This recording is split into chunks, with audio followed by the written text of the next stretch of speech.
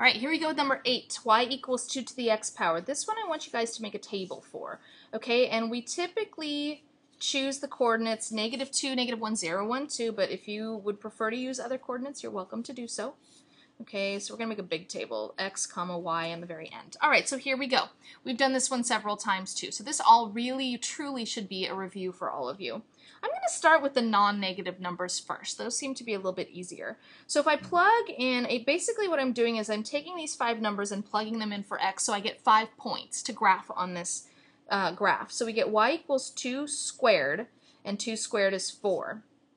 So that's the x, that's the y. The first coordinate, actually it ends up being the last in the list, but one of our coordinates is 2, comma 4. Then let's keep it moving. So y equals 2 to the first power here. 2 to the first power is 2, so the second coordinate we have is 1, comma 2. And keep on moving. 2 to the 0 power is anything to the 0 power is 1. Always remember that. Okay, so we have 0, comma 1 here. And then we get into the negatives. 2 to the negative first. Remember that the rule that we looked at was if you have a negative exponent, the way to make it positive or a number that we're able to work with a little better is to move it to the opposite fraction of the fraction line. So in this case, 2 to the negative first is the same thing as 2 to the negative first over 1. So if we move that down, we get 1 over 2 to the first, or 1/2. So that's the next coordinate, -1, comma 1/2.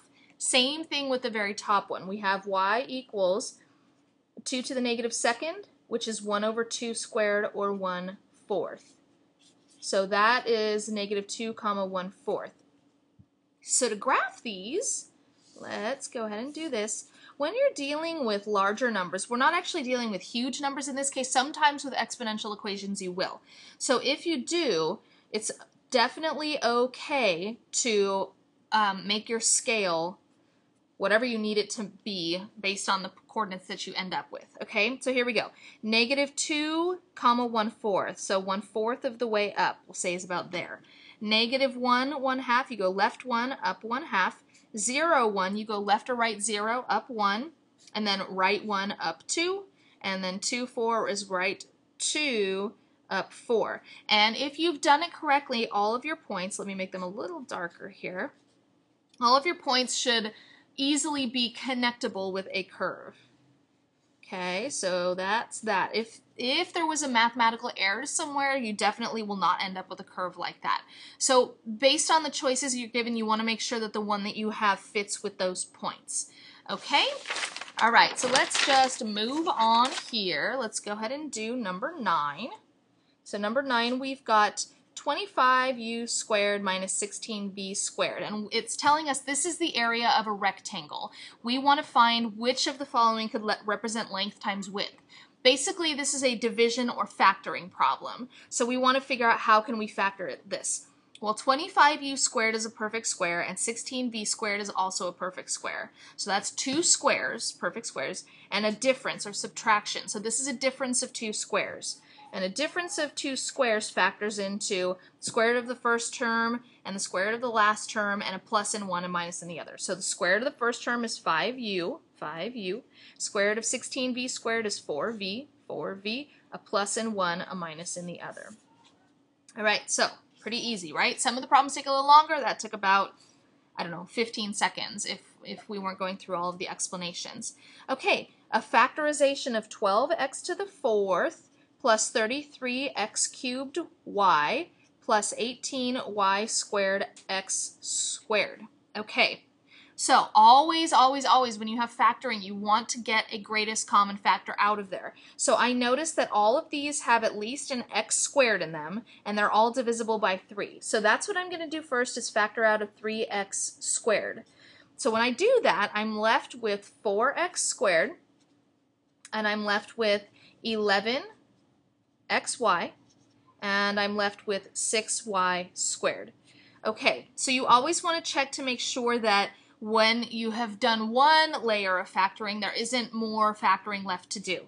So that's what we're going to do next. We're going to try factoring this 4x squared plus 11xy plus 6y squared business and make sure that it cannot be factored, or if it can, we make sure we factor it. Okay, so here we go. we have one giant X here. 4 times 6 is 24. That goes in the top, and then we have 11 in the bottom. This should all be reviewed too, but if you're confused about any of this, please feel free to come see me. So we're looking for two numbers that multiply to 24 and add up to 11 at the same time. So that would be 8 and 3. I know in the beginning we looked at rewriting this expression with 8xy, 3xy. I'm going to go through the fast, easy way of doing this now. What we want to do is we want to take this and we want to make numerators to these fractions, 4x, 4x. And what we want to do is reduce the fractions as much as we possibly can. And in this one, we get x and 2. And this one is done. It can't be factored. So those become the two factors that we end up with. We have x plus 2 and 4x plus 3. End my big parentheses. So overall, now wait a minute. Go back and double check, because if we were to just multiply this out right now, we would end up with x times 4x is 4x squared, but 2 times 3 does not give us 6y squared, and this is something that can be confusing for students. So if you have another variable here, you want to evenly distribute that y squared to both of these terms. Okay, you could have done it down here as well if you wanted to, but make sure you add that back in, okay? Look for multiple variables in the same factoring equation here, or problem. So we have 3x squared times x plus 2y times 4x plus 3y. And that is option A. All right, so go ahead and switch over to the next video. We're moving right along.